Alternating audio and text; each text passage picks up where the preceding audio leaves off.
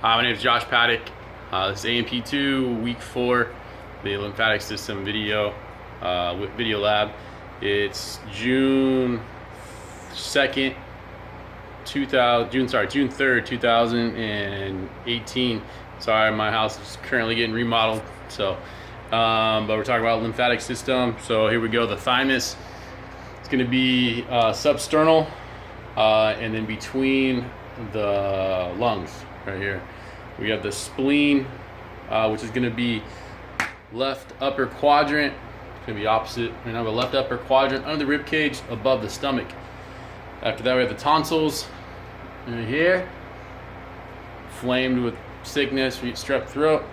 We got the appendix is going to be your lower right quadrant. You can kind of see it, lower right quadrant. It's at the junction between the large intestine and the small intestine. The Peyer's patches, it's kind of going to be it's just near the small intestine. It's going to be a little bit left of the midline, kind of lower left quadrant, but a little bit left corner, kind of about right here. The cervical lymph nodes are going to go kind of along your internal jugular. On both sides, you're kind of spread out through there. And they have the auxiliary lymph nodes near your auxiliary vein, which is here's your auxiliary right here, and it connects to the subclavian vein on both sides. So they're spread out on the auxiliary vein.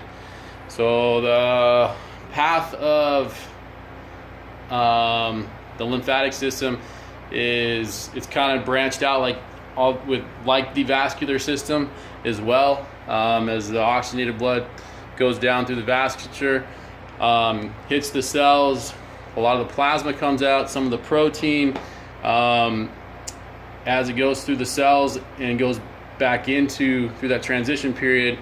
A lot of the plasma comes out, what's called into the interstitial space or the interstitial fluid.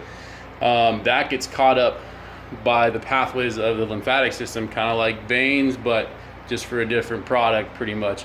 The composition of the what's called lymph, the interstitial fluid, mostly blood plasma, some proteins, I heard some white blood cells, but the composition gets mixed up as it travels through. That's called lymph. So the lymph system is the vessels that travel up back through your body.